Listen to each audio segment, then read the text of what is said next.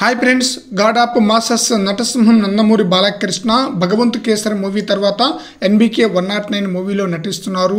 ఈ చిత్రానికి డైరెక్టర్ బాబీ కొల్లి.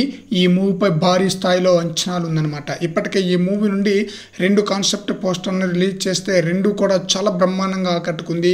ఈ చిత్రంలో బాలయ్య 2 లేదా 3 పాత్రలో నటించబోతున్నట్లు తెలుస్తుంది. అయితే పొలిటికల్ ఎపిసోడ్లో వచ్చే పాత్ర చాలా హైలైట్గా ఉంటుందట. ఆ పాత్ర చుట్టూనే సినిమా మొత్తం నడుస్తుందన్న న్యూస్ కూడా వినిపిస్తుంది అనమాట. చాలా బ్రహ్మాండంగా ఈ మూవీని తెరకెక్కిస్తున్నాడు బాబీ కొల్లి.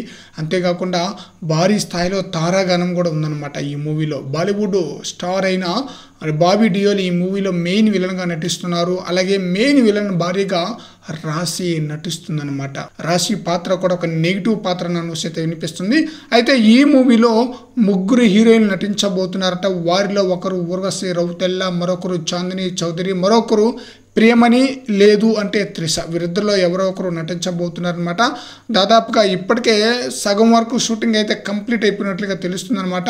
అంటే ఈ వచ్చే మార్చ్ ఎండింగ్కి ఈ మూవీని రిలీజ్ చేయబోతున్నారు కాబట్టి త్వరగానే షూటింగ్ అయితే జరుపుకుంటుంది. మరి చూడాలి. ఎన్బికే 109 మూవీకి సంబంధించిన ఫస్ట్ లుక్ టీజర్ని కూడా పోయిన సంక్రాంతికే రిలీజ్ చేస్తానన్నారు. ఇంకా రిలీజ్ అయితే చేయలేదన్నమాట. అతి త్వరలో రిలీజ్ చేసే అవకాశం అయితే ఉంది.